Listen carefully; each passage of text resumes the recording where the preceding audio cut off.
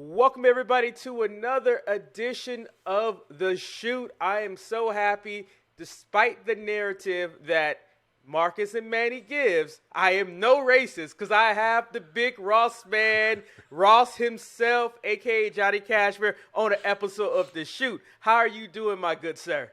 I'm good, mate. I'm good. Wrestling stuff has happened, and I had to get on there and talk about it. And what better opportunity than joining the shoot for this?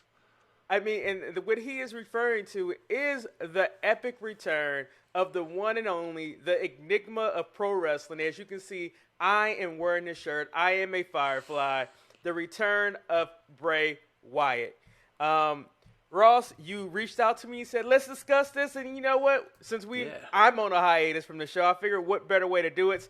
Let's just go over a timeline really quick because, Bray Wyatt was released from WWE, shockingly, due to budget cuts on July 31st of 2021, a year and some change. And when that happened, I can say I was shocked and I was astonished. How did you feel when he was let go by WWE?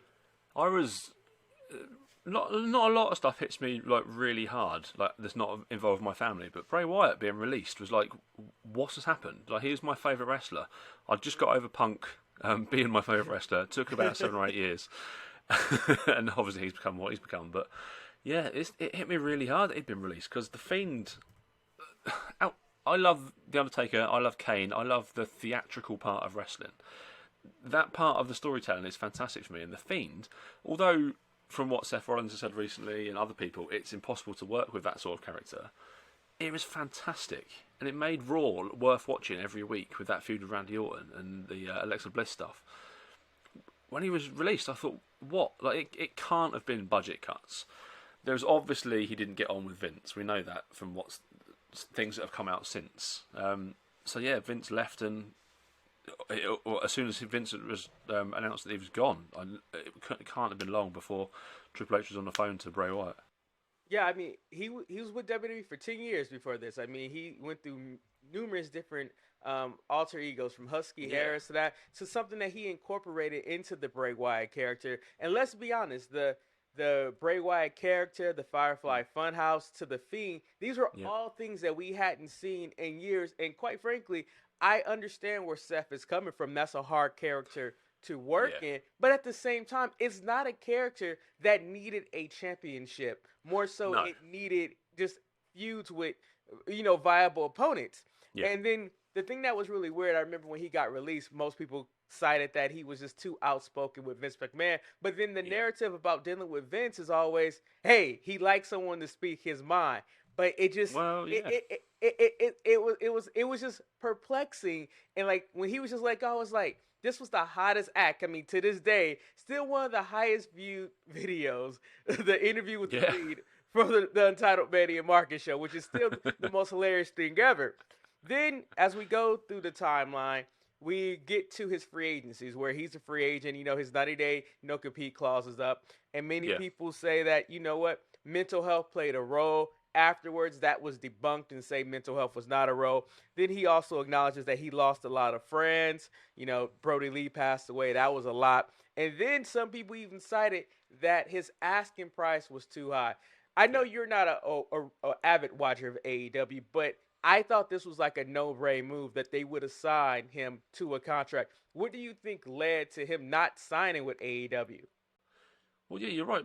If his asking price had been too high, that doesn't seem to matter to Tony. He's got a blank checkbook. He can write whatever checks he needs to get whoever through the door. So I think it's the fact that he wants that control over his character, and he doesn't want to.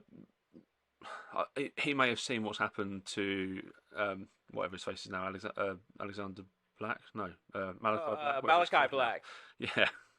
Like, they had the whole House of Black stuff, and it didn't really go anywhere, and now he's just off TV. He's got his big fat contract sitting at home for another 2 years. It's just like, I think he may have also seen in AEW, people go there, are featured for a week or two, and then they're just lost in the shuffle.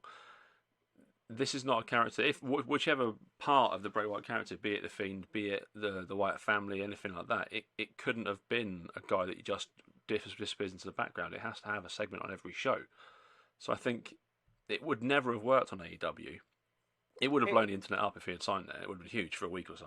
I thought he was going to sign, quite frankly, and you're right. It would have been huge for a couple of weeks, but then they would have forgot about him because they wouldn't have signed somebody else. Yeah. But it's funny because what came to light in a recent interview with Eric Redbeard, a.k.a. Rowan, he spoke about how he never had any intentions to sign with AEW for the simple reason that he didn't want to be put into the Dark Order. He didn't want to sully the legacy that Brody Lee created. Yeah. That could have played a role to why Bray didn't go to AEW, because I'm pretty sure under any circumstances, like you said, Tony has a blank check. Yeah. Why not get one of the hottest entities in professional wrestling? I mean, it's a hard character to book, but at the same time, I think it would have created so much more buzz within the company. It would have rivaled the signing of CM Punk. Yeah, it would. Tony wants to win that war. Taking someone like that, who was the biggest sort of attraction name more than anything, it would have kind of put them in head for a couple of weeks until WWE had hit back with whatever. But yeah, I always thought he would have more chance to end up in Impact, and maybe his money was too high for what Impact can afford, because obviously they're on a cost cutting sort of tip now. But he seemed like if he'd gone there, he could have just done whatever he wanted, and they would have let him do whatever he wanted. I mean, we're going to get into what he said on SmackDown because I have it already clipped up. But maybe it's a possibility that some of his promo that he cut was truthful. Maybe he was just burnt out. Maybe he didn't want to do it. And Ross, the craziest thing about it for me, when I went and did a little bit of research for this to see how long that he's been out of WWE, I don't know if it was just me, but I felt like it's been longer than a year. I was like, he's been going for at least 2 years, because I was really – the Fiend character was whatever to me. I was more invested into the Funhouse. I really enjoyed the Funhouse with Abigail, Mercy the Buzzard, and everything. I just thought it was fun for him to have this alter ego and all this stuff that was going on. And the production value was so high, which is still mind-boggling why Vince said, hey, I don't want this anymore. I don't get it. The amount of time and effort he put into it. And the money he must have put behind it as well. It's weird that Vince had suddenly just soured on it. And I think the whole Bray Fiend character, it showed how much WWE had learned from making their bad movies, because it had so much production value.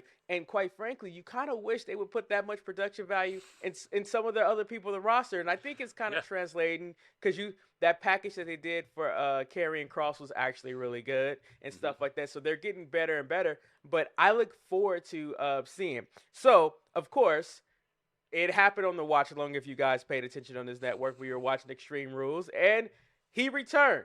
He didn't say anything, but he showed up, and quite frankly, that reaction was insane. And I would say that reaction rivaled the debut of Cody Rhodes. And for WWE, that has to be two good things. At the beginning of the year, they had the debut of Cody Rhodes. At the tail end of the year, you have the return of Bray Wyatt. And the thing that I liked about the return of Bray Wyatt, it was so ambiguous that we have no idea what we're getting. It was just, it was out there. And I mean, I remember on the live stream, I pulled out my phone. So at Extreme Rules, how did you feel about that? So I had a feeling it was going to happen, but I had work the next morning, so I couldn't stay up to watch it. But literally, as soon as I woke up, I was on Twitter. Bray had to have returned. Show me the video, show me the clips. And I must have watched that kind of 3 to 4 minute video 5 or 6 times throughout the day, just in different, with headphones in, with headphones out, just to hear that pop. And it's ridiculous. It is on Cody WrestleMania levels. It was that loud. When he took that mask off, the whole place erupted. It must have been something to see in person, or if you were in that crowd. There's obviously that picture. I don't know if you saw it, of the guy just staring at the I think it was Huskus. He's just looking completely nonplussed by it. Yeah, but I think it's one of the things, because I think from when you hear the story of his time being away from WWE, and then also how much we invested into the character, it's very reminiscent of Cody's journey, because Cody had the same thing. Let go from WWE, discarded. He went on to go to New Japan, go to Ring of Honor, go to AEW, make a name for himself to make WWE want him again. And then I think, as the spirit of working hard to get what you really want, I think that resonates with people. And I think that's what happened when Bray returned. It's like, you know what?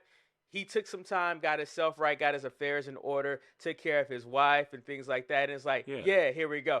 Also, did you see the picture of JoJo and Samantha Irving pointing at each other? It's quite hilarious how literally WWE hired almost the exact same version, just a little bit taller, a little bit slimmer. It's that Spider-Man picture, isn't it? It's that You know, basically.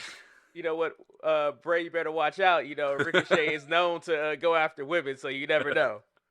So we get to SmackDown this week, and SmackDown, quite frankly, it was a show built around the return of Bray Wyatt. Yeah. And so he finally made it down to the ring, and he came down as just himself. And he started off with this. Yeah, this is a version of me that I've never got to introduce to you guys before. This is just me being me, genuine me for the first time. A new version of him where he's just himself. And quite frankly, with all the speculation going on around about the Wyatt Six and stuff like that, what it could be, what it's not, I find that this was very interesting that he actually pointed out a version of him that we hadn't seen. Yeah. And so the phrasing right there, how did that make you feel when you heard that? I don't think anything that he does or he says on mic goes without a lot of thought into it. So yeah, like you said, it's a version of him that we've never seen before. Like this sort of emotional sort of, like what he said, he's nervous to be in the ring, and when he talks about losing people and stuff like that, it got me. Like it sounded like he was genuinely like emotional about the whole thing. So yeah, if this is where we're going, all for this, for this. That was followed up by this, where he started talking about what he went through his time away. Yeah, I lost my career. I love you too.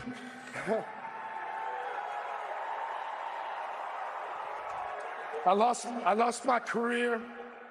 I lost my self-confidence.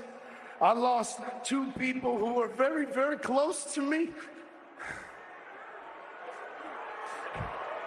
And I lost my way. And I got to a point where I thought that everything that I'd ever done here, otherwise I thought it was all meaningless. Nothing I ever did has mattered to anyone. And I was wrong. I was wrong. That part, like for me, going through my year, I was like, damn. Yeah. This is like it was like one of those moments like, okay, this is wrestling, but now it feels real. So we don't know what he went on, but now it's like, you know what? It's a new version of himself. Yeah. He was lost, but the fans helped him find his way. And it was like, it was chilling what was taking place with that. It was so perfectly done.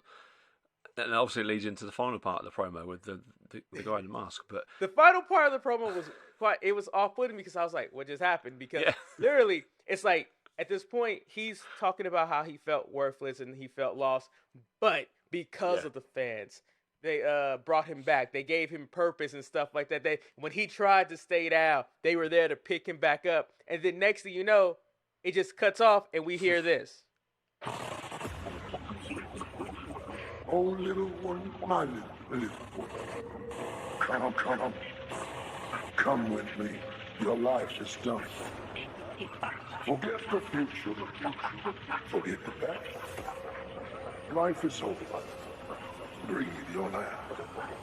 You got no idea who you're dealing with, do you? Ooh, but you will. You will.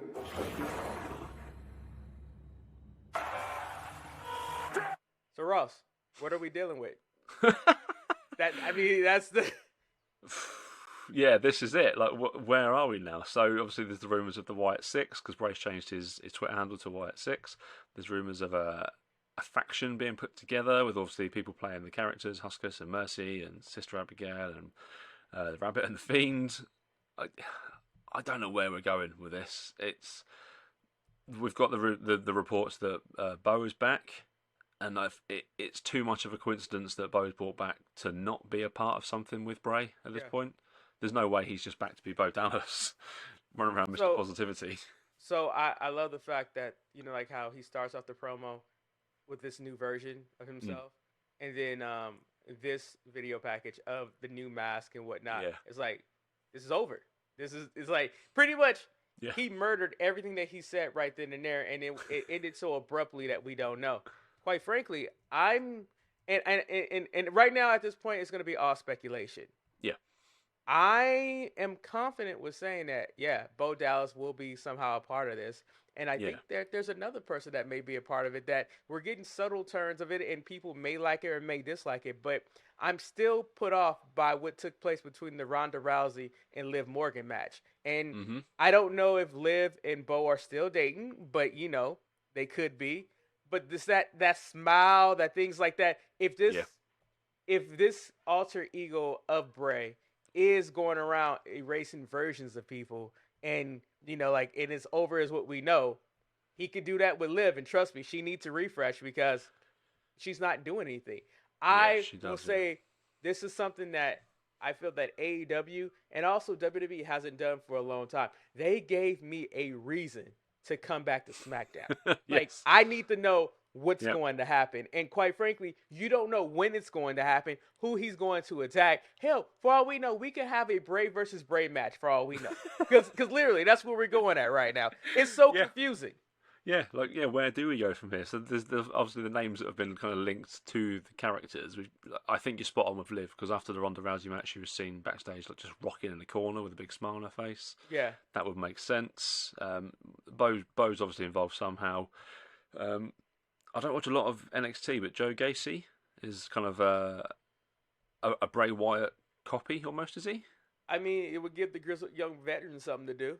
Yeah. I mean, it's just it's a very interesting thing. Like, you wonder though with like when I always go back to what Eric Redbeard said. Like, you know what, the Wyatt family was almost a legendary faction in WWE, and it was Brody Lee and it was Eric Rowan. And arguably, we always said that we could care less about Eric Rowan, but Brody Lee and Bray Wyatt were the team of all teams. Yeah. I'm not sure if Bray is ready to go in to create another faction. Maybe he's in a better place than he once was. I wonder, how much creative control do you think Triple H gave to Bray to return? Or do you think his creative control desire was overplayed in the media? I think Triple H is obviously, he is in charge of all this. But he is a one for stories. If you look back at his career, a lot of his best feuds have been, there's a story that's revolved around it all. Like, it's not just he's just been champion and then not, and then champion again and not. He's always had.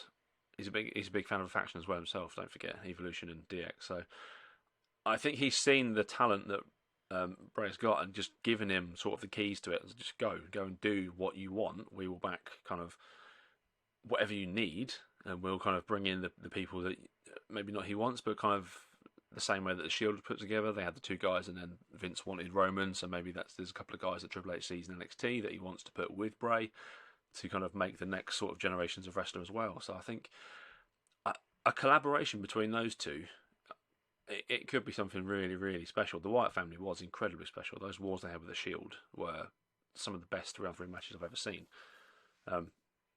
So yeah, he's got a high bar to hit, but he's not really missed, has he? The Deleter of Worlds was kind of the worst stuff he's ever done, and even that was still fun. Yeah. And, the thing is, we probably could do an entire shoot episode about Triple H and his impact of WWE because you're right. Like, he is faction worthy. And, let's just be honest. I'm going to be quite frank in this one. Finn, Damian Priest, and Rhea Ripley were doing absolutely nothing under Vince. And quite frankly, when Judgment Day happened and they turned on Edge, they still looked like they were lost.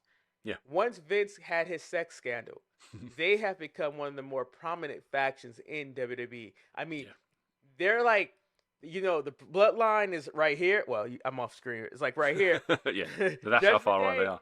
Judgment Day is right here. It's like one of those crews that, like, I don't want to mess with. Now, if you put the Wyatt Six or Wyatt family, whoever they may be, into it, it's like, oh. I mean, do you think there's a possibility that JoJo could come back and be Abigail when many people alluded to her being Abigail for so long? Although I think Liv would be a better Abigail personally, but that's just me.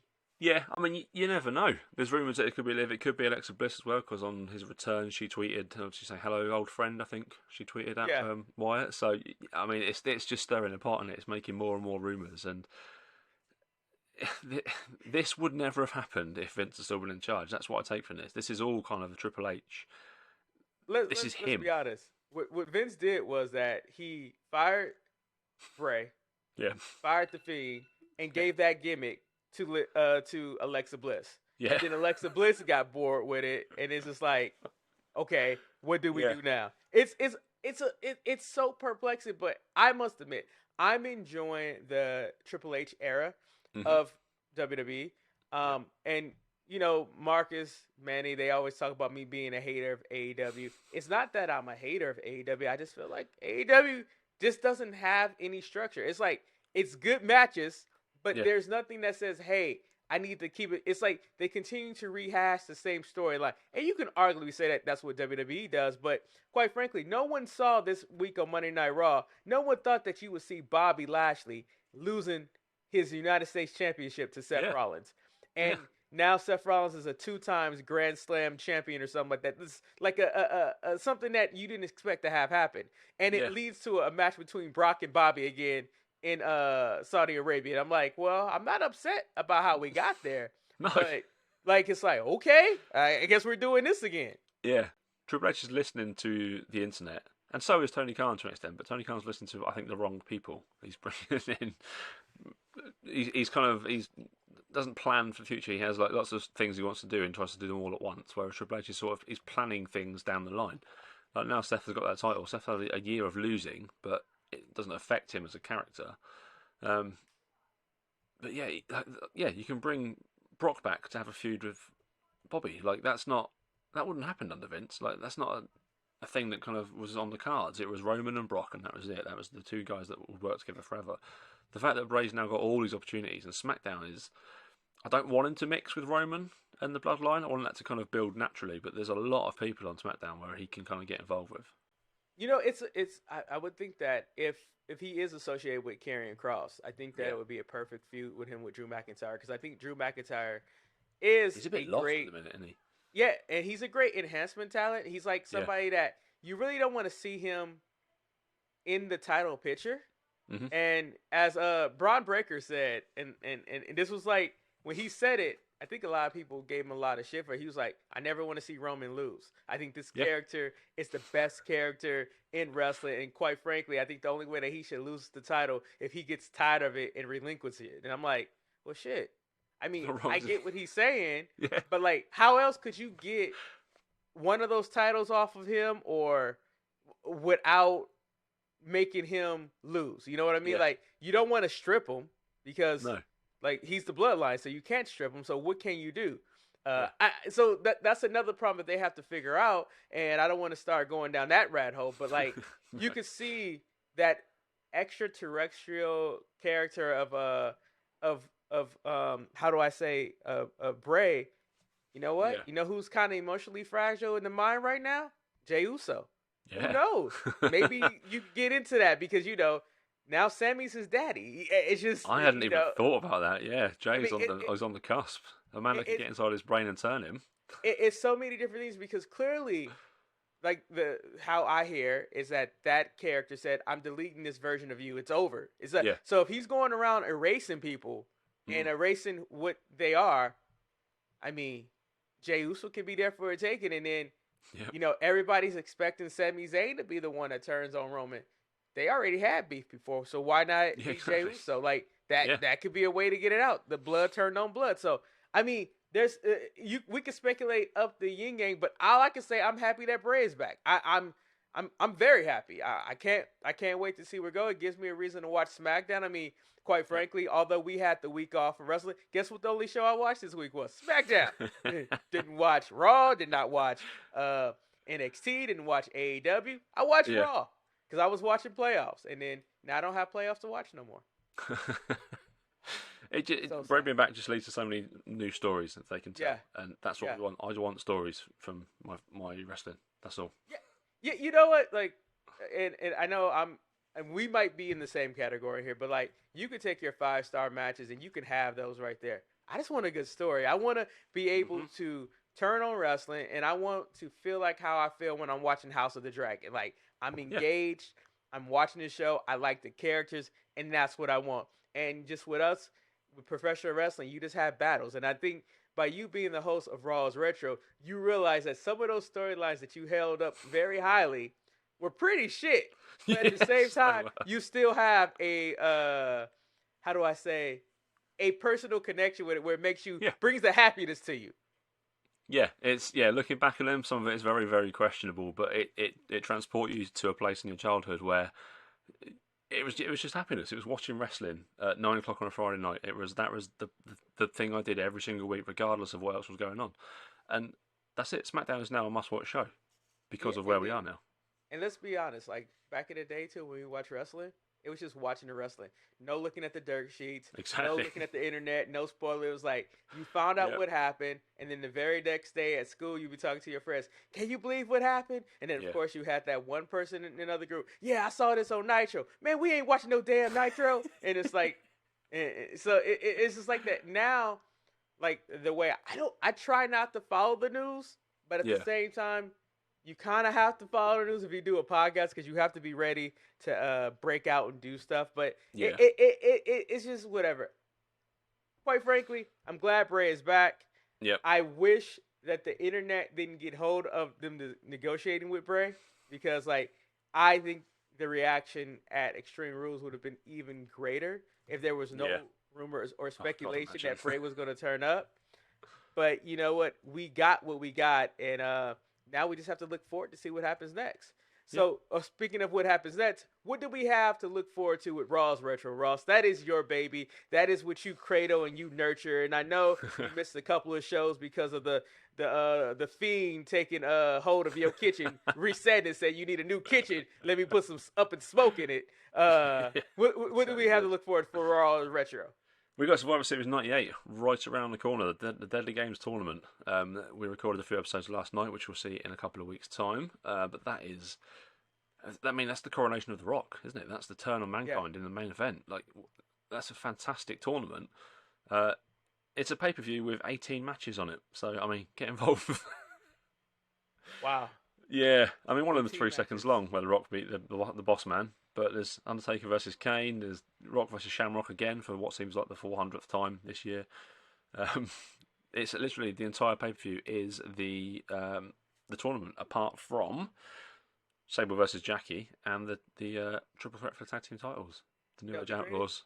The greatest thing about me when I participate with Raw's Retro, you realize how much Vince booked the same way. It's like repeat after repeat after repeat story like that. It's like, well, I don't care if you've seen this match 20-something times, you're going to see it the 21st time. And it's like, it's over and over. So I think that's where the whole idea of Triple H coming in. It reminds me of NXT, like what he was doing with NXT that Vince hated. And I'm okay with it. I don't know how the sponsors and stuff feels about it, but I don't care because I'm enjoying what's taking place when I do watch.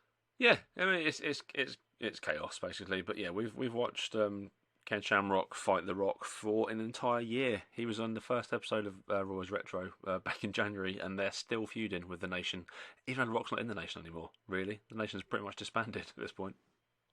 I mean, we have a couple of minutes left. I might as well ask you some anything but wrestling questions. So, are you still cheering the Hawks? Is that still your team of choice with the quarterback known as Geno Smith? Geno for MVP, man. Okay, This is a fun season. I expected us to be terrible. Geno's going out there and balling out every week. He's had one down week, but he's been fantastic for a couple of weeks now. It's just fun. I got so sick of the Russell Wilson thing. Everything having to be about Russell Wilson, and I'm so glad that Denver are so shit now. He's taken over that team and he's ruined them. I was going to follow up my next question. I was like, does it make you feel good seeing Russell actually not be as good as he thought he was? Oh, I'm delighted. The shade that Pete and Gino are taking at him every week as well, they're thrown out on Twitter. Gino tweeted last week that he was cooking steaks behind that offensive line against the Saints. I mean, we lost that game, but they still managing to take shots at Wilson. I mean, the thing I think Russell got caught up with is that he had success too early on. Yeah. And he started to think that he did that success. Yeah. And quite frankly, he was just Trent Dilfer. He didn't make mistakes, and the defense carried everything. Yes. But let's just talk about he made one of the most crucial mistakes where he threw the interception at the goal line. But he doesn't tend to throw. And I think now people realize that, you know what, he's not the most accurate quarterback. he doesn't make the best decisions. Yeah. And it's like, oh, he was put up on that other level just because of the success of the defense and also the scheme that Pete Carroll came with. I mean, could he get better? Possibly, yes, but I think this is probably a more truer version of what Russell is going forward in Denver, because Denver just can't find a quarterback. They just can't. It's they're sad. cursed to never find another quarterback. But Wilson's 34 at this point, so I mean, he's what made him different when he was a Seahawks player was the fact that he could escape pressure. He got sacked an awful lot, but he could make plays on the run. That may have deserted him now.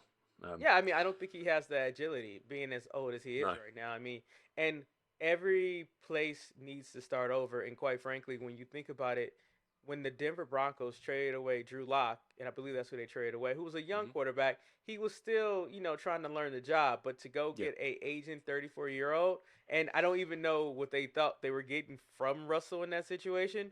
But the problem is, it's like I don't know if he had anything left in him. I mean, it's similar to what the Steelers did, which everybody knows. No surprise, I'm a Steelers fan. We went out and got Trubisky. Trubisky was given an opportunity, but he really couldn't move the offense. I don't know if that was because the coordinator didn't call plays or if he couldn't make plays. No one knows, but quite frankly, it's a rebuild year. Kenny Pickens is the guy, and he's going to learn on the job, and maybe next year will be better. It is the problem when you have an aging quarterback who has a legacy. And quite frankly, Seattle made a wise business decision by cutting ties with Russell. I mean, and I think other teams need to make that same decision. Looking at you, Green Bay, maybe Aaron was not the answer. Might have not been. Hey, Tampa Bay, Tom Brady ain't what he was. No, he looks every minute of his 45 years at this point. Yeah, it's like now, it's the new age of quarterbacks. Like you have your Josh Allen. I mean, I want to hate him, but that boy's good. Same with Mahomes. I don't want to like him, but he's so good. Yeah, my second team, Josh Herbert from the Chargers. He looks good. Like, you get him some more players around him, he's going to be really good. Before the kid, Trey Lance, got hurt in San Francisco, he was making some moves. Now we're back to Jimmy G. So it's like, Raiders, get rid of Derek Carr. You guys don't like him anyway. Find somebody else. I mean, there's so much that can take place in the NFL, and we can also keep going on, but we shouldn't do that because, you know what? Time is valuable and time is money, so we need to get out. So, Ross, is there anything that you want to plug? Mr. Man on the Post, how's your soccer team doing? I shouldn't ask these questions because it keeps the conversation going. We've literally just lost to Arsenal in a game that went 100 minutes, but apart from that, Man on the Post is a podcast that talking all about football/soccer. That comes out twice a week. And also, I do a NFL podcast called the First and 10 podcast, which is out. We do 3 or 4 shows a week on that as well. Just find that at First and 10. All right, this question, since you do a First and 10 podcast, I want to know this. If you're a head coach, do you go for it on 4th down, or do you punt? Do you play it safe? Are you a play it safe kind of guy, or are you just like, let me get that 1 yard? Go for it. Always go for it. It's 1 yard. Can't be that hard to do. I'm only missing an NBA show, by the way. So if anyone wants to do an NBA basketball show, let me know. Oh, NBA is hard, man. It is. It's too many games. It's too many games, and there's too many stories to cover. It's like you kind of have to make that decision. Do I just want to focus on one team this week and go that forward? Because let's just say, quite frankly, I don't have a lot to look forward to this season. The Lakers look like they're very trash, and what can you say about that? This could be the year of the Clip City. I mean, Marcus is going to hear this if he watches this episode and he says it. Manny, guess what? Ross is supporting your Knicks in this situation. $7 from a local shop. I mean, that's how much that team is worth right now. Yeah, I took a shot, but you don't watch this anyway because you claim I don't watch the best stuff. But I watch clips here and there. I mean, why watch the best stuff when you live it? Anyway, like I said, don't forget to check out Raw's Retro. That's on the Sharpshooter Network every Friday. It's a great show. One of the most viewed things on our channel. Also, we have the Untitled Manny and Marcus show every Tuesdays and Thursday. I believe they return from hiatus this week. Then we also have everything else with Marcus and Jamal, where you just want to nerd out and talk about pro wrestling. I find they know a lot more than I ever cared to know about pro wrestling. But you know what? More power to them for finding their niche and doing their thing. And of course, this is The Shoot, which appears up sporadically. I've learned a very important lesson from my first episode. Don't go against Sunday football. So this will never be released on a Sunday again. Monday, I'm looking at you, is open. So I might release this on Monday, the Bray Wyatt conversation out the way. Awesome. So anyway, Thanks again, Big Ross, man. I really appreciate you joining me on the shoot. worries, I'm glad mate. we were able to talk about Bray Wyatt. Fireflies unite. We're in. We are ready. Can't wait to find out what happens this week on Friday Night SmackDown. So until next time, this was the shoot. Everyone, stay sharp. We out.